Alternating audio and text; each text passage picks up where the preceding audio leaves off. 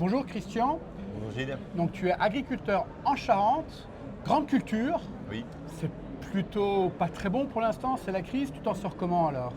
Eh bien, on s'en sort difficilement parce que c'est une crise structurelle qui nous accompagne malheureusement depuis très longtemps et qui s'est accélérée depuis 3 ans, depuis 2023.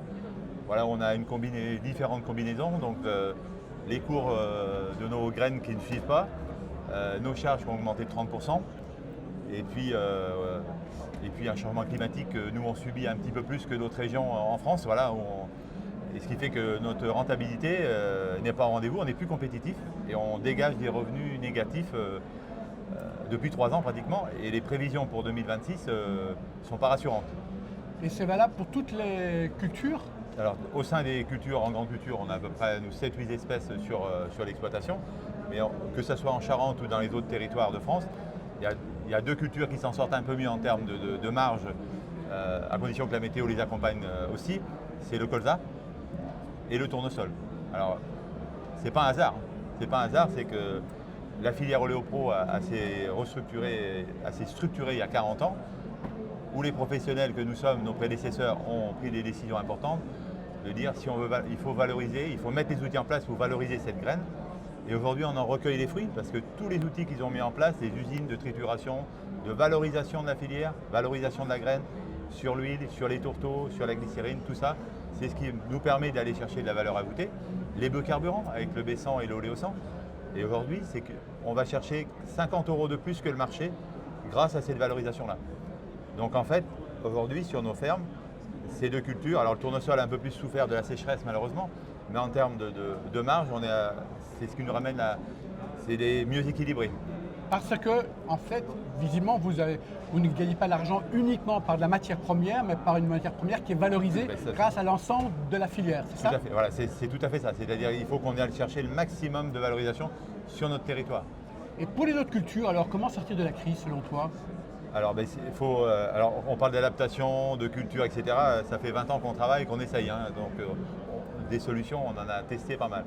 Donc, dans nos territoires, c'est quoi la difficulté? C'est le potentiel de nos sols qui est quand même limité par rapport à sa structure en elle-même. Donc, on produit 25 à 30% de moins qu'une exploitation moyenne française. C'est parce que tu es dans des zones qu'on appelle les zones intermédiaires, c'est ça? Exactement. C'est des D'accord. zones qui sont. Il y en a pratiquement dans tous les départements de France. Et il y en a un peu plus au sud qu'au nord. Mais aussi au nord, il y a des zones où ils ont des zones peu productives.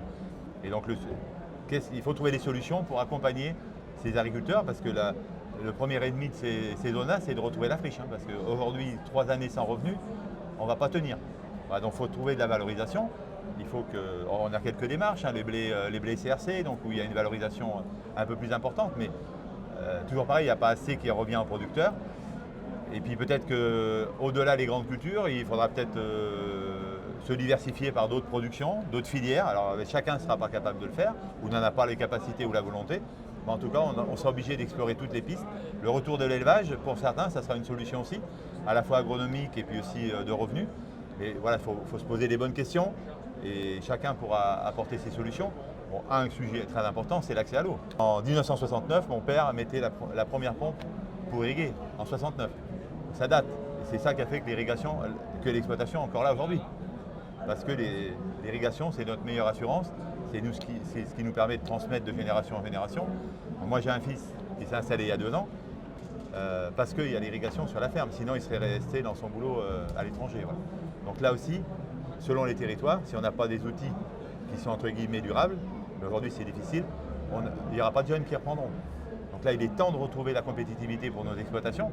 C'est le message qu'on a voulu adresser avec les autres AS hier à la ministre, avec beaucoup d'émotion sur la réalité économique voilà, on est sur des revenus. On n'est pas des revenus à zéro, on est des revenus à moins 50, moins 100 000 euros. Donc ça ne va pas pouvoir tenir longtemps. Et est-ce que tu as le sentiment que les pouvoirs publics ont pris Non. la mesure Non. de la crise dans laquelle on est, ou bien ça reste un petit peu théorique? Alors hier, lorsqu'on a rencontré la ministre, je pense qu'on a fait passer le bon message, elle a compris. Elle a compris, mais elle n'est pas toute seule.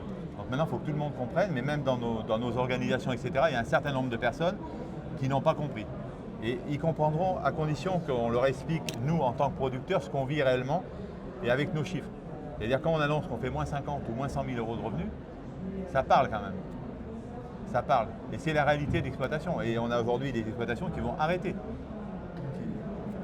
et pas des petites, des moyennes comme des grosses. Voilà, parce que quand on fait le calcul, est-ce qu'on doit continuer? C'est pas sûr. Il y a des terres, il y a des exploitations qui vont se retrouver en jachère, c'est pas forcément une bonne solution. Donc il faut proposer des choses. Concrètement, on a des idées. Il faut que tout le monde joue le jeu, c'est-à-dire l'État bien sûr de prendre des bons décrets pour faire avancer les dossiers sur l'eau, mais aussi libérer les projets, diminuer les délais d'instruction. Si on veut demain mettre en place des poulaillers, on en a besoin. Il ne faut pas que ça passe 3 ans, hein, c'est-à-dire qu'en moins d'1 an, il faut que ça soit calé. Tout de suite. Et ça, c'est pas des décisions européennes, c'est des décisions françaises.